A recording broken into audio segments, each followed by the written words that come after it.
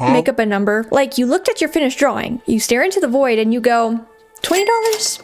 Maybe 30? I don't know, seems right. I've been doing that since I started commissioning, and I ended up doing way more work than I was pricing for. I was exhausted. I was barely making anything. What if I told you there's an actual formula, like math? Yes, actual math, that takes all the guesswork out of pricing your commissions forever. Because there is. And now I use it for literally every single commission I take. Make sure to stick to the end, because I'm sharing the exact numbers I plug into this formula. And y'all, it is so much more simpler than you think.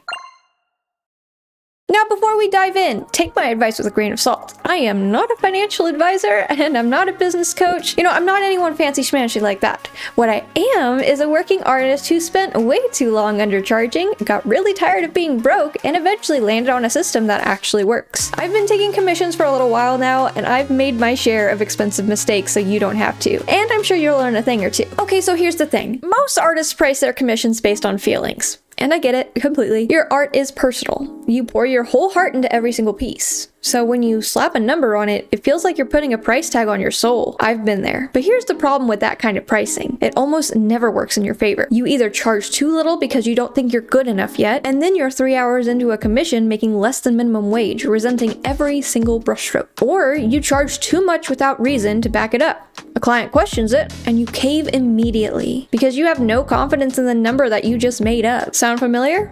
Yeah, I have been both of those artists. Here's the thing. Pricing isn't about what your art is worth, but what your time is worth. And time is something you can actually measure. So today, we're throwing out the vibes-based pricing system forever, and we're building a formula together. One you can defend, and one that grows with you. You ready?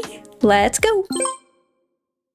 Okay, step 1. The foundation of the entire formula. Your hourly rate. Now I know what you're thinking. Athalie, I don't know what my hourly rate is. I'm an artist, not a plumber. And to that I say, well, actually you kind of are a plumber. A very cute plumber. Who draws things. But your time has a price, and we're going to figure out exactly what that is right now. I ask myself, what do I need to make per month to feel okay? Not rich, not buying a yacht, just okay. Rent paid, groceries bought, maybe a little left over for a new game and a treat.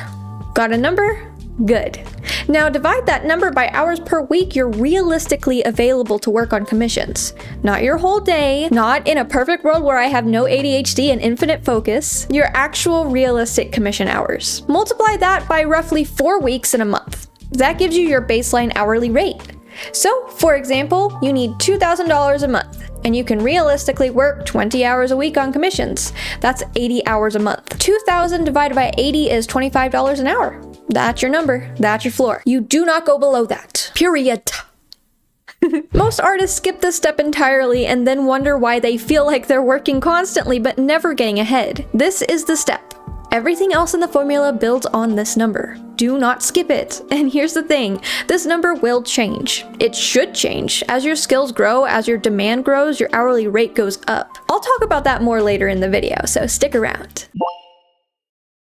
Okay, step 2, and this is one that most artists think they're actually doing, but actually they're not. Tracking your actual time. Here's what used to happen to me. A client would request a full body commission with a complex background, and I think, oh, that's probably like 5 hours, maybe 6. Cool, I'll charge for 5 hours. And then I sit down, actually do the commission, and it would take me 9 hours. And I'd have undersold myself by 4 full hours of labor every single time.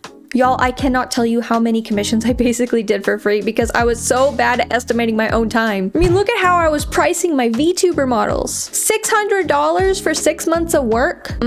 So here's what you do. Before you set your prices, actually time yourself. Pick your most common commission types, a headshot, a half body, full body, VTuber models, for example. Sit down and draw them. Actually draw them. Use a timer. Not a, I'm just gonna estimate what time, a real timer. Use a real timer. Your phone has one, Google has one, it's right there. Write down how long each type actually takes you. That's your time data. That is what you base your prices on. And then the math is simple. Your time for that commission type, times your hourly rate equals your base price. Headshot takes you 1 hour.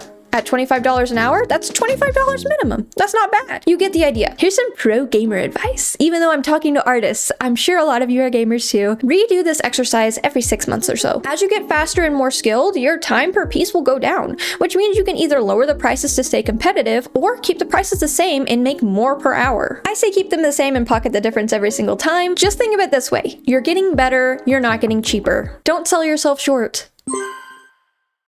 Okay, step 3, and this one gets me because I ignored it for years. We're talking about overhead, or as I like to call it, the sneaky extras. Here's what I mean.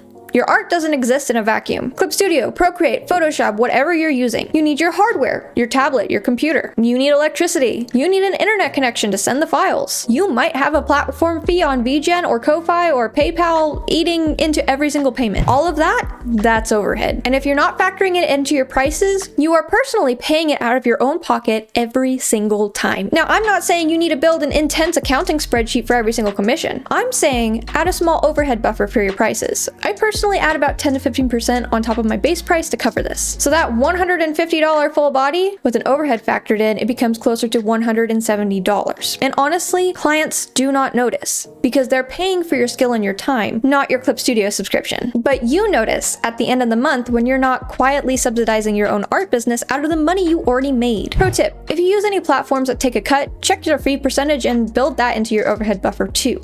That's their fee, not yours.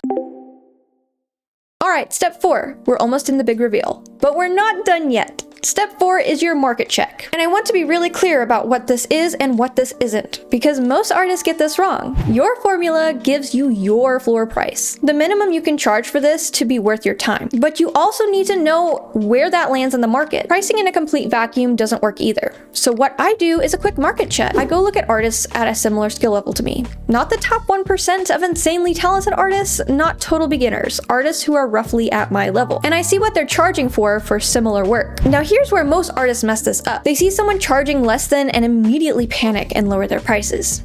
Don't do that. You are not trying to undercut anyone. You're just calibrating. You want to know, am I accidentally charging $500 for something the market values as $80? Or, and this happens more than you think, am I charging $80 for something the market would happily pay $500 for? Both of these are problems. The market check catches both. I also look at artists I aspire to be skill level wise, because it gives me a ceiling to grow toward. If the artists at that level are charging $300 for a full body, that's my target as I improve. You get the idea. Market check isn't about copying anyone. It's about knowing where you stand.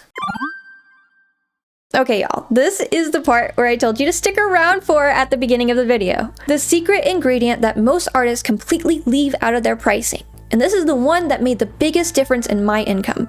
It's called the demand adjustment. Your prices are not static. They should move based on how much demand you have. Here's the thing about supply and demand. It applies to art exactly like it applies to everything else. When your commission slots fill up in under 24 hours, your prices are way too low. Full stop. The market is telling you your work is worth more than what you're charging. I had this issue myself when I first started commissioning, and I wasn't sure how to fix it. I had so many commissions coming in that I didn't know what to do with. And I am so blessed and I'm so grateful, and I am obviously dealing with the consequences of success here. But I was so overwhelmed with how many commissions came in. I actually had to stop and close my commissions entirely so I could spend an entire year catching up on the people who've been waiting for so long. So the solution to that wasn't to close my commissions entirely, it was to raise the prices. So what I do is this. Every time I open commissions, I pay attention to how fast my slots fill up.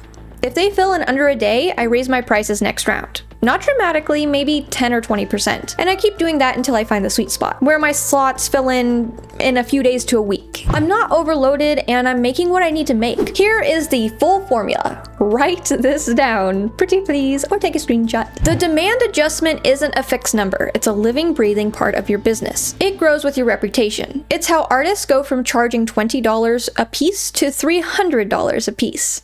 Not just because they got better at drawing, but because they better understand the demand and priced accordingly. Okay, I want to get real with you for a second because I talk about this formula like it's simple, and it is simple once you know it, but I didn't always know it.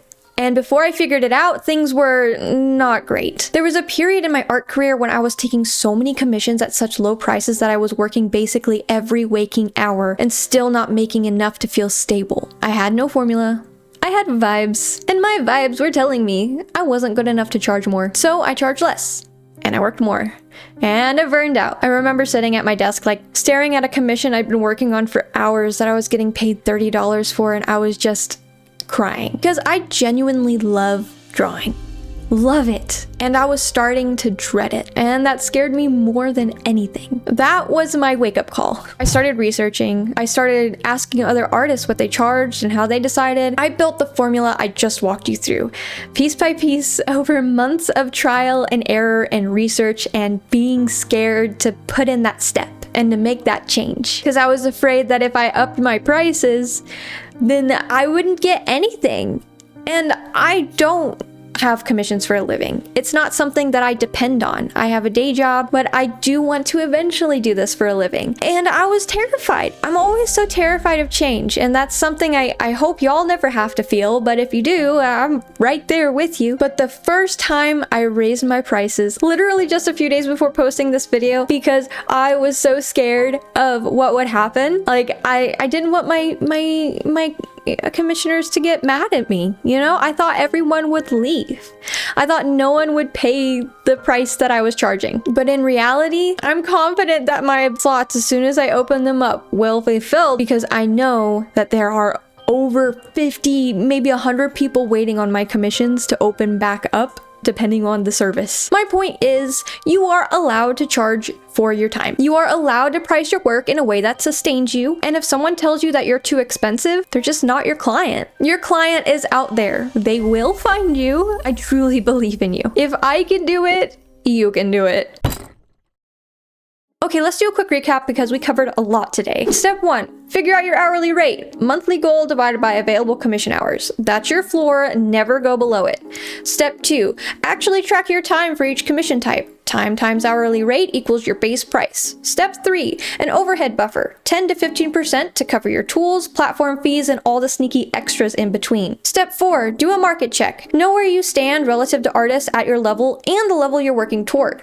And the secret ingredient, the demand adjustment. Your prices should grow with your demand. Slots filling in under a day? Raise them. Here's the full formula one more time. Now, I want to know what you're currently charging for commissions. Go ahead and drop it down in the comments below. Again, zero judgment, zero shaming. I promise. I genuinely just want to know and learn from you. As us artists together, as a community, we should be learning from each other. No gatekeeping. But yeah, if this video helped you, feel free to give it a like and subscribe. It helps push these videos out to more artists like you, which is literally the whole point of me being here. And I'm working on a video about how to actually land your first commission, not just price it. So make sure you subscribe and hit that bell so you don't miss it. It's coming soon, and I hope you are so excited about it because I am. In the meantime, check out this video next. It's about starting up commissions with VGen specifically. As usual, I hope you have an amazing rest of your morning, afternoon, or evening, wherever you're at. I love each and every one of you so very much. See you in the next video. Bye bye.